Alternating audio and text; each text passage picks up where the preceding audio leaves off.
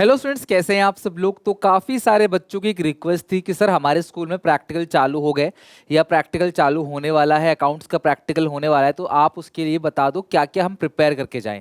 तो जो भी बच्चे क्लास 12th बोर्ड एग्जामिनेशन 2023 देने वाले हैं उनका प्रैक्टिकल जनवरी में शुरू हो जाएगा और ये फरवरी मिड तक या फरवरी के फर्स्ट वीक तक चलेगा। कई सारे स्कूलों में प्रैक्टिकल हो चुका है, कई सारे स्कूलों में प्रैक्टिकल अभी चल रहा है। तो वीडियो ध्यान से समझना, तुम्हारे प्रैक्टिकल का जो डर है इस वीडियो में खत्म हो जाएगा। साथ में नोटबुक लेके बैठना, कौन कौन से क्वेश्चंस पूछे जा चुके हैं बच्चों से। हर साल बच्चों से प्रैक्टिकल में क्वेश्चंस पूछे जाते हैं, वो बच्चे हमें आके बताते हैं, उसको हम लोग नोट डाउन कर लेते हैं क्लास और सारे बच्चों को बता देते हैं। देखो इस तरीके से प्रैक्टिकल पूछा जा रहा है। अब प्रैक्टिकल के क्वेश्चंस का ना कोई वो नहीं होता, फॉर्मेट नहीं होता कि भाई यही प्रैक्टिकल क्वेश्चन है और एक्सटर्नल को यही चीज पूछनी है। प्रैक्टिकल में जो एक्सटर्नल आता है उसे सीबीएसई अपॉइंट करती है और वो अपनी मर्जी से कोई भी क्वेश्चन पूछ सकता है। लेकिन मेजर जो टीचर्स होते हैं वो कुछ चीजें पूछते हैं जो क्लास में आपको आज बताने वाला हूँ। वीडियो एंड तक देखना, तुम्हें सारा समझ आ जाएगा। तुम्हारा प्रैक्टिकल जिस दिन होगा उस दिन आपकी क्लास फाइल देखी जाएगी जो आप बहुत टाइम से बना रहे हो, बहुत मेहनत से बना रहे हो। 4 नंबर की वो फाइल होती है, इसमें क्लास ऑलमोस्ट 4 नंबर बच्चों को मिल जाते हैं। एक रिटर्न टेस्ट होगा कैश फ्लो और रेशियो का जो 12 नंबर का होगा और ये टेस्ट क्लास रिटर्न होगा 1 घंटे का, वहीं आपको टेस्ट देना है। उसमें से भी लगभग 12 नंबर सबको मिल ही जाते हैं, आप सब लोग कर ही लेते हो जुगाड़बाजी करके। अगर है वाइवा की बात, 4 नंबर का ये जो वाइवा है इसमें क्लास आप कुछ नहीं कर सकते, बिकॉज यहाँ पे एक्सटर्नल और आपके स्कूल के टीचर्स, अकाउंट टीचर जो है मिलके बैठ के क्लास वहाँ पे एक्सटर्नल आपसे कुछ क्वेश्चंस पूछेगा और वो क्वेश्चन 2 भी हो सकता है, 3 भी हो सकता है, 1 भी हो सकता है, 4 भी हो सकता है और आप बताते चले गए तो वो मे बी एक आध क्वेश्चन आपसे फालतू ही पूछ लें। इस बेसिस पे क्लास आपको 4 नंबर मिलते हैं। मतलब मैं हर एक बच्चे से कहूँगा भैया तुम्हारे 16 नंबर फिक्स है, तुम इसकी बिल्कुल भी चिंता नहीं करो। इस 4 नंबर के लिए मैं आपको बता रहा हूँ आज, बिल्कुल भी परेशान नहीं होना। क्वेश्चंस वो आपसे वही पूछेगा जो आपने फाइल में बनाए हैं और साथ में क्लास मेजर थर्ड बुक यानी फाइनेंशियल वाली बुक से ही क्वेश्चन पूछेगा। बट इसकी कोई गारंटी नहीं है कि वो तुमसे फर्स्ट बुक यानी कंपनी डिबेंचर, शेयर डिबेंचर या एडमिशन गुडविल से ना पूछे। वो क्वेश्चन कुछ भी पूछ सकता है, बट जो जो क्वेश्चन पूछे गए हैं उनकी लिस्ट यहाँ दे रहा हूँ, ध्यान से अच्छे से समझो। सबसे पहला आपको बोलेगा कि भाई आपने ये फाइल में जो कंपनी ली है, जिस कंपनी के फाइनेंशियल स्टेटमेंट्स को आपने एनालाइज किया है, वो कंपनी कौन सी है। आपने पूरा स्टेटमेंट बना दिया, कंपनी का नाम ही नहीं पता आपको। ये थोड़ा बहुत बताओ उस कंपनी के बारे में, क्या कंपनी क्या प्रोडक्ट बनाती है थोड़ा बताओ। उस कंपनी के बारे में डिटेल एक्सप्लेनेशन दो या कुछ ब्रीफ में बताओ। उस कंपनी की प्रॉफिटेबिलिटी के बारे में बताओ, उस कंपनी के रेशियोज के बारे में बताओ, बिकॉज आपने ये सारी चीज़ें बनाई है तो वो आपसे पूछेगा ये जज करने के लिए कि भैया आपने फाइल खुद बनाई है या छापा है कहीं से। ठीक है, थोड़ा बहुत ये चीज़ पूछेगा।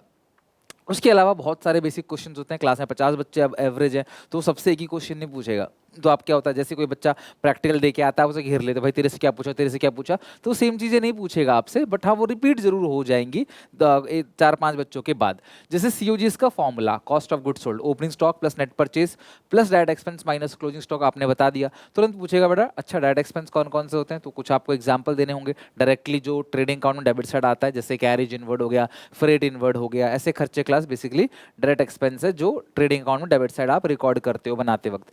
जीपी का फॉर्मूला क्या है, sales minus COGS. Capital employed का फॉर्मूला बहुत बार पूछा जाता है, वेरी वेरी इंटरेस्टिंग क्वेश्चन। हर एक टीचर आके ये जरूर कहीं ना कहीं बच्चों से पूछता है। Equity share capital, preference share capital, reserve surplus और लॉन्ग टर्म डेट। फिर आप बता दो तो पूछ लेगा लॉन्ग टर्म डेट में क्या क्या आता है, लॉन्ग टर्म लोन, डिबेंचर्स, है ना, ये सब चीजें।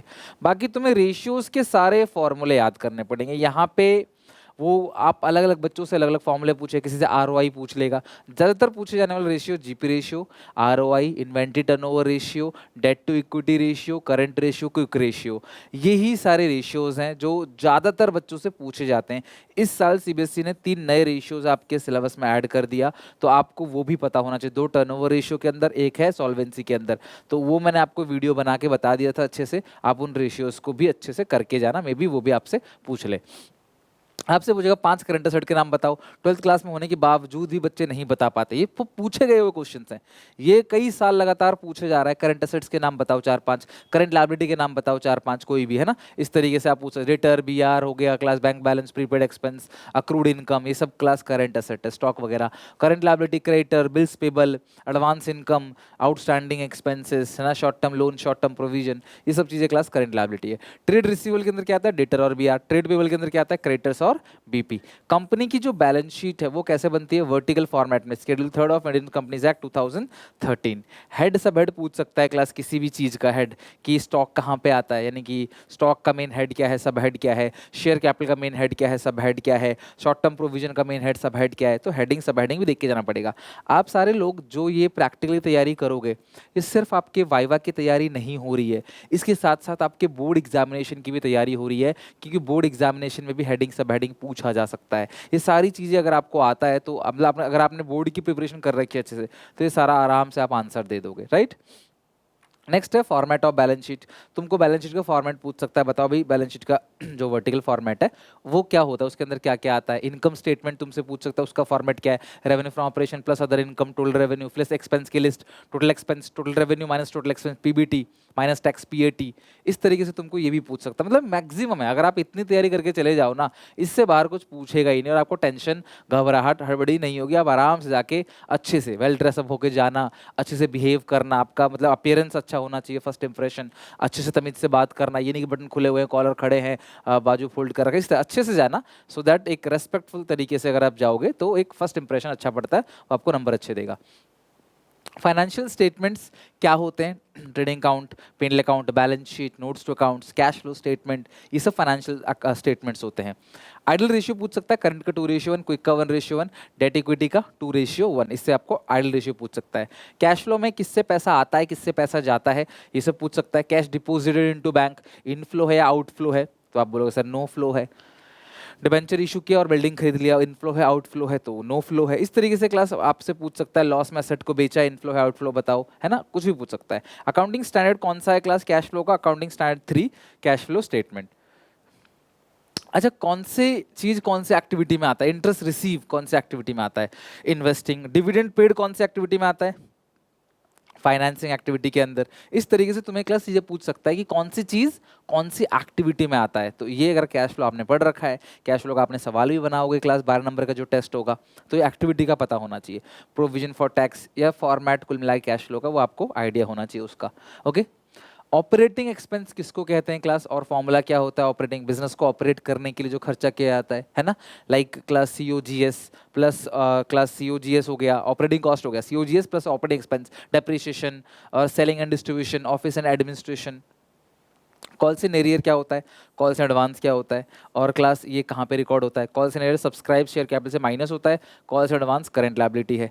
एक्स्ट्रा ऑर्डिनरी आइटम्स कौन कौन से होते हैं, किन चीज़ों को आप एक्स्ट्रा ऑर्डिनरी आइटम बोलते हो। Extra ordinary item like loss by earthquake हो गया, है ना, फायर हो गया, ये एक्स्ट्रा ऑर्डिनरी आइटम है कैश फ्लो के अंदर।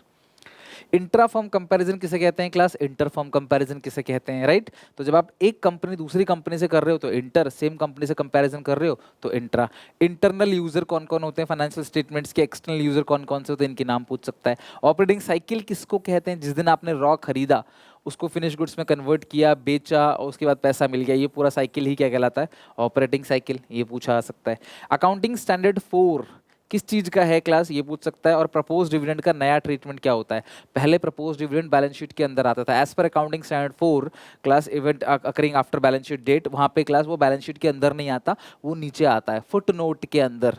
जो फुट नोट के अंदर आते हैं, कंटिजेंट लायबिलिटी फुट नोट में आता है। क्या होता है कंटिजेंट लायबिलिटी, ऐसी लायबिलिटी जो डिपेंड हो सकता है नहीं भी, वो हमारी लायबिलिटी हो भी सकती है नहीं भी, डिपेंड करता है। किसी ने मेरे पे मुकदमा कर दिया, हारूंगा तो लायबिलिटी बनेगी, नहीं हारूंगा तो लायबिलिटी नहीं बनेगी, तो ऐसी लायबिलिटी को क्या बोलते हैं, कंटिजेंट लायबिलिटी, जो अभी हमारी लायबिलिटी नहीं बनी है जो बन सकती है। प्रपोज डिविडेंड भी ऐसा ही है, इसके अकॉर्डिंग प्रीवियस ईयर का जो प्रपोज डिविडेंड है वो ऑपरेटिंग में प्लस होगा, प्रीवियस ईयर का ही फाइनेंसिंग से माइनस होगा। पहले ये बैलेंस शीट के अंदर होता था, करंट ईयर का प्लस होता था, प्रीवियस ईयर का माइनस होता था, लेकिन नए रूल के according class as per accounting standard 4 propose dividend class footnote में आएगा, और प्रीवियस ईयर का ही प्लस होगा, प्रीवियस ईयर का ही माइनस होगा। आपसे पूछ सकता है डायरेक्ट एक्सपेंस कौन कौन से हैं, मैंने बता दिया आपको शुरू में ही, कैरेज इनवर्ड हो गया, फैक्ट्री एक्सपेंसेस हो गया, फैक्ट्री लाइटनिंग हो गया। उसके अलावा क्लास आपसे पूछेगा इनडायरेक्ट एक्सपेंस कौन कौन से, जो भी P&L के डेबिट साइड लिखते हो आप, bad debt, interest, telephone bill, salaries, है ना, कमीशंस, वो सब क्या है क्लास आपका इनडायरेक्ट एक्सपेंस। ट्रेडिंग और पिनल अकाउंट का आइटम जो इसी में आ गया, डायरेक्ट एक्सपेंस और इनडायरेक्ट एक्सपेंस के अंदर। लेकिन जरूरी नहीं है कि एग्जामिनर आपसे सिर्फ यही चीजें पूछेगा, वैसे ये मैक्सिमम है, उम्मीद है क्लास इनसे ही पूछेगा, बट आपसे एग्जामिनर ऐसे ही पूछ सकता है आपको क्या आता है, कौन से चैप्टर आपको अच्छे से आता है, या फिर आपसे कुछ बुक 1 बुक 2 का भी पूछ सकता है, लाइक फॉर फ्यूचर की एंट्री पूछ लेगा आपसे, जनरल रिजर्व क्या होता है वो पूछ लेगा, वर्कमैन कॉम्पनसेशन रिजर्व क्या होता है, गुडविल में आपसे फॉर्मूला पूछ लेगा सुपर प्रॉफिट मेथड का, कुछ और भी पूछ सकता है, एडमिशन की जनरल एंट्री पूछ लेगा, dissolution of firm, dissolution of partnership का डिफरेंस पूछ लेगा। भाई उसको तो क्या है, इतने सारे बच्चे हैं, उसको क्वेश्चंस पूछना है, अपना टाइम निकालना है, उसको हर एक बच्चे से कुछ कुछ नॉलेज देख चेक करना है, तो आपसे कुछ भी पूछ सकता है। आप ये नहीं कह सकते कि नहीं सर प्रैक्टिकल में तो थर्ड बुक से ही पूछिए, वो कुछ भी पूछ सकता है। तो बहुत सारे टीचर होते हैं क्लास जो आपसे कुछ भी पूछ लेते हैं, आपसे फर्स्ट बुक सेकंड बुक का भी पूछ सकते हैं।